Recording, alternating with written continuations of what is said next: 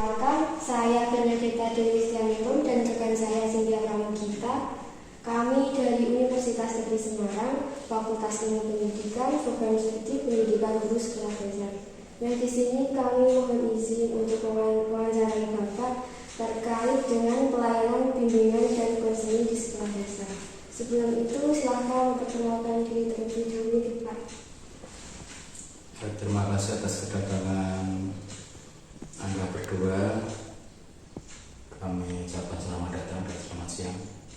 Kami sebagai guru kelas 5 di SD Negeri 5 sekaligus merangkap sebagai guru BK di kelasnya masing-masing, yaitu termasuk kami guru kelas 5 dan guru BK kelas 5. Bisa dimulai. Yang pertama, menurut Bapak, apa itu bimbingan dan konseling dan apa saja kegiatan yang dilakukan dalam pelayanan bimbingan dan konseling? Bimbingan dan konseling adalah merupakan suatu bagian dari tugas untuk pelayanan kepada anak-anak.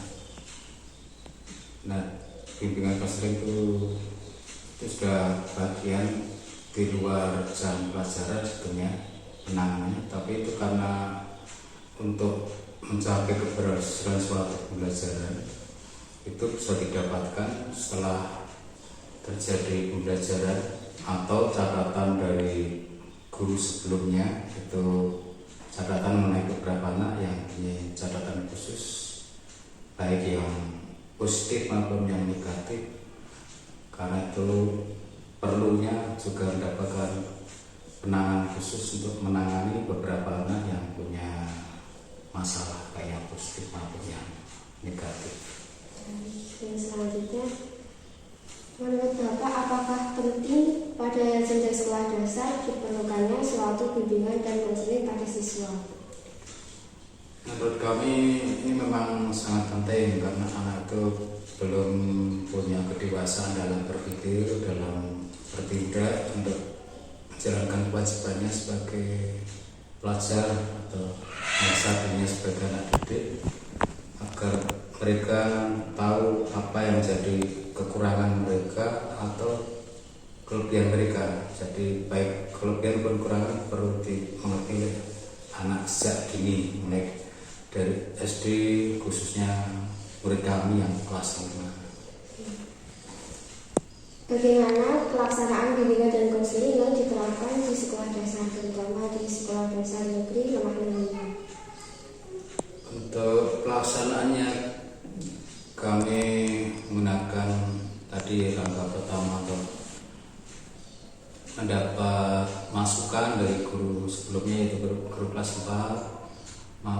Kemudian kami cross check untuk kami amati setiap harinya, baik itu saat jam pembelajaran maupun di luar jam pembelajaran, anak-anak satu persatu, agar kami bisa mendapatkan catatan khusus baik dan menyesuaikan kira-kira apa yang disampaikan oleh guru sebelumnya itu kira-kira sesuai atau tidak, atau ada peningkatan atau ada penurunan dalam hal masalah-masalah tersebut.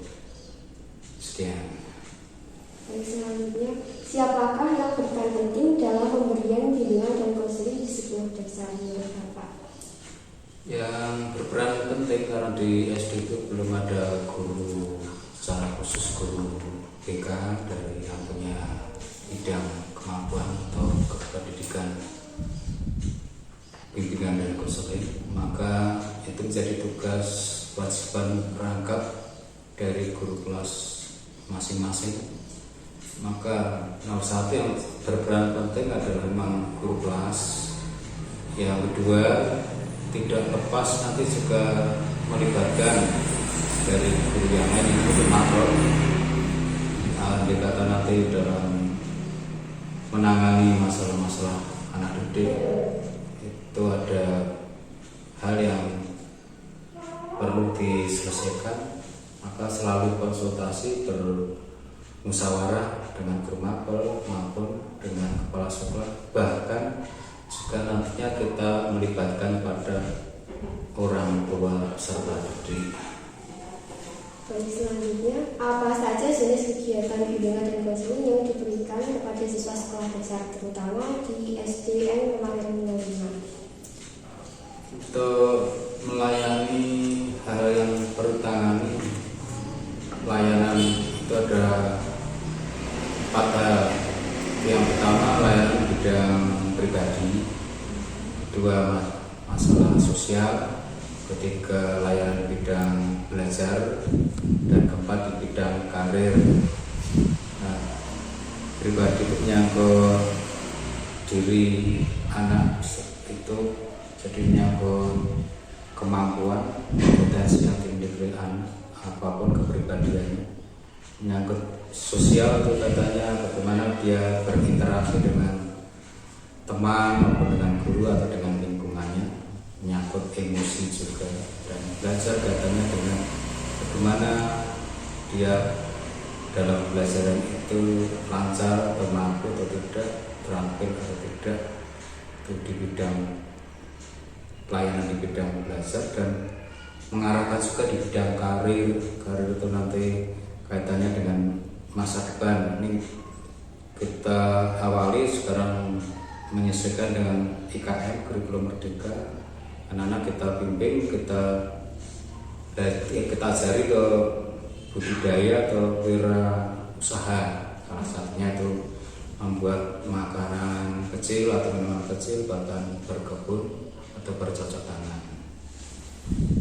Pertanyaan terakhir dari saya sebelum dilanjutkan oleh rekan saya, apa saja masalah-masalah yang sering ditemukan oleh Bapak terkait masalah bimbingan dan konseling bagi siswa? Masalah yang pertama dari kami selaku guru kelas, ini karena ini merangkap, kami masih merasa kekurangan dalam menangani secara administrasi. Jadi kami hanya sedikit administrasi yang kami melaksanakan, belum begitu maksimal. Kemudian untuk mencari data dari anak, pembimbingannya yang anak betul yang spesifik itu baru kita panggil secara perorangan atau bersama orang tua. Sedangkan yang lainnya yang tidak begitu masalah yang berat bagi anak, kita biasanya hampir setiap hari itu kita sampaikan layanan itu di dalam kelas saat pembelajaran. Itu otomatis kita di samping belajar juga menyangkut tentang bimbingan yang kita sampaikan, kita tindaki, kita lanjuti dalam pembelajaran saat di kelas. Kemudian bagi anak, masalah tuh kadang anak-anak tuh memang ada yang sulit untuk terbuka. Dia ada anak pendiam, tidak mau bergaul, tidak mau berinteraksi.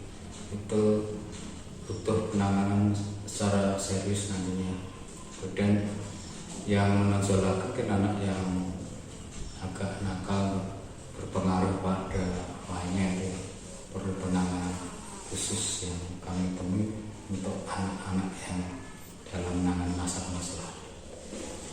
Saya akan lanjutkan pertanyaan dari penanya kita terkait dengan masalah-masalah yang sering ditemukan oleh Bapak pada siswa di sekolah dasar. Selanjutnya, apa saja faktor-faktor penyebab dari permasalahan-permasalahan yang timbul tersebut? Penyebab masalah yang timbul untuk masalah dari kami pihak guru selaku guru kelas dan guru BK, memang kami masih agak punya sedikit wawasan untuk penanganan BK. Jadi perlu mencari contoh dan perlu mencari beberapa petunjuk agar nantinya kami bisa menangani anak secara serius, secara lebih mendetail. Ya. Anak yang menghadapi masalah kaitannya dengan BK itu karena beberapa faktor. Satu, dari bawaan anak itu sendiri, dia anak punya pembawaan dari lahir, dan faktor dari lingkungan, baik itu keluarga maupun faktor dari lingkungan, itu betul-betul dua lingkungan itu pengaruhnya justru lebih kuat daripada pengaruh yang bawaan, karena masing-masing memang akan membawa masalah tersendiri. Jadi yang dari keluarga terhadap nanti akan berakibat atau punya masalah tertentu, yang dari lingkungan pun sama punya masalah tersendiri artinya. Dan yang bawaan tuh kaitannya masalah itu nanti mungkin faktor kecerdasan. Jadi yang punya IQ agak tinggi, jadi anak itu perlu penanganan, istilahnya dalam belajar itu pengarahan atau pengayaan. Yang IQ-nya kurang memang itu akan lambat dalam belajar. Yang faktor keluarga mungkin yang mendapat dorongan dari orang tua yang begitu mengerti akan kepentingan anak, mungkin anak akan diarahkan dan pembelajaran ke lebih lancar, lebih serius. Contohnya itu yang faktor yang positif, yang kebalikannya yang anak yang bermasalah itu karena dari keluarga, karena kurang dorongan dari orang tua. Dengan dari faktor lingkungan, nomor satu pengaruh dari teman yang kurang rajin, itu akan membawa anak si malas belajar. Kemudian faktor dari keluarga sebenarnya ada juga yang atau lingkungan yang kurang peduli. Misalnya sekarang belum pernah dicanangkan jam belajar efektif, itu orang tua kurang mengerti, sehingga tidak tahu. Orang tua mungkin karena sibuk kerja, anak hanya tunan dan tidak bisa kontrol anaknya belajar atau tidak. Yang selanjutnya, bagaimana peran Anda sebagai guru kelas sekaligus sebagai guru bimbingan dan konseling untuk menangani permasalahan tersebut? Untuk menangani anak-anak tersebut, baik yang punya kelebihan maupun yang kekurangan, kita mengadakan pendataan melalui catatan dari laporan dari guru kelas sebelumnya. Dan yang kedua dari pengamatan langsung dengan anak. Yang ketiga catatan atau hasil wawancara, maupun baik cara resmi pun tidak resmi. Itu mungkin cara tidak resmi itu ke rumah ketemu atau di jalan ketemu dengan orang tuanya, kita ngomong dengan anaknya. Jadi kita akan mendapatkan informasi dari orang tua memang seperti apa atau keadaan di rumah anak tersebut. Nah, setelah mendapatkan itu baru dikelompok-kelompokkan sesuai dengan kebutuhan anak masing-masing untuk menangani masalah-masalah anak tersebut. Yang agak sukses atau yang lancar misalnya dalam pembelajaran itu di atas KKN, ya kita beri pengayaan. Dan yang lambat kita beri beberapa kali latihan atau pengarahan atau motivasi agar anak itu bisa PKKN yang terlambat belajar. Dan yang kurang terampil nanti ada juga yang kita arahkan anak tersebut untuk kerjasama dengan temannya. Ada penanganan yang secara perorangan, tapi ada penanganan yang secara kelompok. Jadi beberapa kelompok yang terampil mungkin kita ada kalau kita jadikan satu yang mampu untuk beri. Dan yang lemah akan kita kelompokkan sendiri supaya dapat penanganan atau pembelajaran yang lebih ringan daripada yang sudah lancar. Untuk kadang kalau kita di dalam belajar kita bentuk campuran antara anak yang sudah terampil yang mampu, kita gabung dengan yang kurang mampu agar yang mampu bisa bantu yang mampu dan yang kurang mampu mau belajar dengan yang sudah agak mampu. Kita tetap beri motivasi, saling bantu, jangan merasa takut untuk bertanya pada yang sudah bisa. Dan yang sudah agak bisa untuk membantu melayani temannya yang kurang bisa atau belum lancar. Itu penanganannya seperti itu. Berarti di sini Bapak juga akan melibatkan orang tua murid nih Mas? Ya jelas nanti pada akhirnya nanti kalau memang dirasa darurat ada anak yang punya masalah khusus yang spesifik, itu kita panggil orang tua. Jadi kalau itu sudah berapa kali, 2 kali, 3 kali kita tangani oleh guru kelas oleh 3, kok masih menimbulkan gejolak yang agak parah, pernah baru kita sampaikan, kita solusikan, kita serahkan kepada kepala sekolah. Jadi orang tua kita panggil bersama anak tersebut. Itu kalau memang ada anak yang begitu pengaruhnya sangat negatif bagi teman maupun bagi lingkungan. Kemudian, apakah Bapak mengalami kesulitan saat memberikan pelayanan bimbingan dan konseling? Ya, kesulitan memang tetap pernah kami alami. Anak yang sangat luar biasa itu kenakalannya. Jadi selalu mengganggu temannya dan selalu sulit untuk mengikuti pelajaran. Jadi di samping anak sudah pelajarannya lambat, tertinggal, kenakalan yang luar biasa mengganggu temannya. Itu pernah saya mengalami hal seperti itu. Jadi bahkan masukan dari orang tua sendiri, juga orang tua kewalahan untuk menangani anaknya sendiri. Nah kami dari guru hanya sebatas secara mendidik, tidak bisa berbuat kasar. Nah itu saya. Jadi apapun ya kami sudah berusaha sebaik mungkin menurut kemampuan kami, menurut aturan yang ada di sekolah. Jadi tanpa menggunakan kekerasan, hanya pengarahan, motivasi agar anak itu mau berubah dan mau menggapai masa depan yang baik. Kalau mau berubah jadi anak yang baik, itu harapan kami. Tapi meskipun anak itu begitu nakalnya luar biasa, ya tetap dalam hati sebagai pendidik itu tidak ada rasa dendam atau gimana. Bahkan sangat berharap kalau nanti anak itu berubah sikapnya. Pastinya kan siswa memiliki masalah yang berbeda-beda.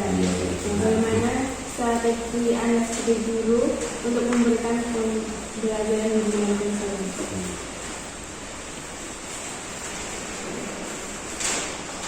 Jadi sekarang ini yang tidak bisa lepas kaitannya dengan masalah interaksi, masalah sosial. Itu masalah perundungan. Nah, entah skala besar atau kecil itu memang itu menjadi catatan kami menyangkut pendidikan karakter. Ya, kadang ada anak jatuh tidak sengaja, kadang malah temannya tertawakan. Bahkan bagian dari perundungan harusnya ditolong, tapi malah ditertawakan. Jadi kadang malah bangga melihat penderitaan teman. Ini salah satu contoh yang perlu kita jelaskan kepada anak dalam itu kadang ini masalah yang ditangani tadi tidak secara perorangan. Jadi kadang anak masalahnya dari diri sendiri, tapi ada yang secara berkelompok, secara tidak sengaja. Tapi yang sengaja berkelompok tidak ada, hanya salah satunya itu. Nah kami menegurnya ya ini mulai menerapkan kalau nanti anak bisa, harapan kami kalau bisa berinteraksi secara positif dengan temannya, nanti masalah yang lain, masalah pribadi akan berkembang jadi lebih baik. Kemudian masalah belajar, saya optimis akan berharap nanti dengan ada interaksi yang baik, kerjasama yang baik, saling pengertian, bisa menjaga emosi, itu nanti anak bisa pribadi berkembang, kemudian masalah belajar bisa menjadi lebih baik, bahkan bisa nantinya bisa meraih punya keterampilan untuk menghadapi jenjang karir yang akan datang. Baik, terkait dengan pelayanan bimbing dan konseling itu tidak luput dengan pengembangan karakter profil pelajar Pancasila dan penguatan pendidikan karakter. Nah, menurut Bapak, bagaimana upaya atau peran guru dalam mengembangkan hal tersebut? Dengan karakter profil pelajar Pancasila. Kaitannya dengan profil pelajar Pancasila memang sangat berkaitan atau berhubungan satu sama lain, dimulai dari suka tanggung jawab secara pribadi. Jadi anak contoh untuk praktek secara pribadi masing-masing berusaha untuk siap. Andai kata membawa alat harus membawa alat, itu berarti masing-masing sudah punya tanggung jawab. Satu faktor kepribadian itu tanggung jawab dengan bawa. Kemudian untuk bersama teman itu kan sekarang diperlukan juga dicanangkan atau ditekankan tentang kolaborasi. Jadi suatu keberhasilan tidak hanya karena faktor dari diri sendiri, perlu uluran tangan, bantuan dengan teman atau dengan orang lain. Jadi maka dalam menjalankan untuk katanya dengan P5 nanti sekolah kami sudah mulai merancang baik yang tingkat sekolah maupun yang dari tingkat kelas. Dan tingkat kelas pun sudah kami awali untuk belajar punya tanggung jawab, ada kerjasama, nanti bisa lancar, bisa sukses, apa yang dikerjakan itu mulai kita bentuk kelompok-kelompok. Jadi pelajar Pancasila tadi penekanannya tidak lepas dari tanggung jawab nomor satu, kemudian belajar jujur, dibawa alat atau tidak, nanti tidak mengambil teman atau minta pada teman atau bapak merebut dari punya teman, itu belajar kejujuran. Kemudian telah sama membawa nanti bekerja secara serius dalam kelompok. Bagaimana supaya nanti apa yang dikerjakan dalam kelompok masing-masing itu bisa menghasilkan hal yang bagus, yang bisa syukur kalau bisa bersaing dengan kelompok yang lain ke arah yang positif. Itu arahnya. Jadi tadi kemarin sudah coba dimulai tingkat sekolah itu buat kebun siswa untuk P5 tadi, penguatan profil pelajar Pancasila. Yang kedua buat kolam siswa. Dan untuk mulai kelas sudah dimulai dari kelas 6, memasak makanan untuk dijual kepada anak, dan uang yang masuk nanti akan jadikan kelas masing-masing. Nah nanti giliran dari kelas 5 itu hari Jumat kan praktek membuat makanan, itu memperkuat skill kaitannya dengan belajar Pancasila. Pertanyaan terakhir, apa bimbingan apa saja yang diberikan guru dalam pengembangan profil pelajar Pancasila bagi sekolah dasar? Untuk memperkuat ini ya, pertama kita arahkan dari beberapa hal tadi. Jadi untuk menjadi pelajar Pancasila nantinya ya anak masih tentunya belum bisa menangkap apa itu pelajar Pancasila. Ya kita tunjukkan dari tadi yang dari setiap hari itu memberikan mulai dari ketakwaan anak, mulai diajak untuk berdoa dan bergantian berdoa. Ini sudah mengawal dari itu belajar jadi pemimpin, merupakan bagian dari keterampilan untuk berkarakter atau menjadi seorang pemimpin. Kadang anaknya tertawa kalau temannya mimpi, nah dia malah guyon bersendok. Tapi saya arahkan pada anak, coba kamu rasakan bergantian, mungkin teman coba tanyakan saya dalam baris berbaris, coba bergantian. Nah terus saya tanya, gimana rasa jadi pemimpin riba? Anda butuh kata-kata yang banyak, hanya satu bersama dengan doa di kelas. Coba kamu maju. Kadang anak sulit untuk berkata-kata, misalnya siap ke, nah, mari kita berdoa. Nah sebelum pelajaran itu ada yang tidak bunyi, nggak keluar suaranya. Itu jadi pemimpin memang sulit, itu mulai dari hal yang kecil kita latih pada anak untuk bisa merasakan bagaimana kita jadi pemimpin. Oh, biar mereka merasakan kalau dipimpin temannya itu belajar menghormati, saya sarankan. Makanya kalau dipimpin temannya memperhatikan. Nanti kalau giliran kamu yang memimpin, kamu biar diperhatikan teman. Ini hal dari mulai memang sekarang bimbingan itu supaya nanti anak belajar menghormati atau menghargai orang yang sedang besar, baik di tempat duduk maupun maju. Ini yang dari yang kecil itu aja nanti. Kemudian yang kelompok lain yang di luar bantuan saya langsung, mungkin coba kamu bentuk kelompok bebas lah, yang rumahnya berdekatan. Dalam kelompok tari silakan kamu cari apa yang diskusi dengan teman. Dari itu banyak pilihan. Nanti salah satu kamu yang kamu tolong teman-temanmu, saya kelompok A. Misalnya adik tolong kamu jadi ketua kelompok, temanmu nanti diajak dulu. Kelompok L saya seperti motivasi itu. Kemudian nanti saya suruh tampil bagaimana, nah baru saya koreksi. Oh kamu peran gini.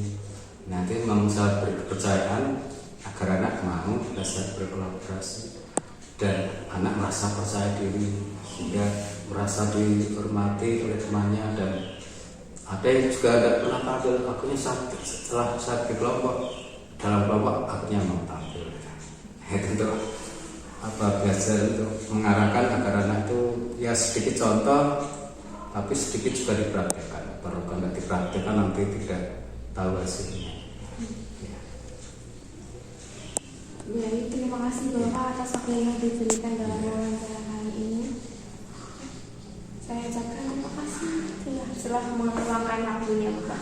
Ya, sama-sama. Semoga apa yang kami sampaikan bisa menjadikan bahan pengalaman, akan bisa menjadikan bahan untuk belajar di kampus, untuk persiapan nanti Anda sebagai calon guru, akan calon generasi penerus kami.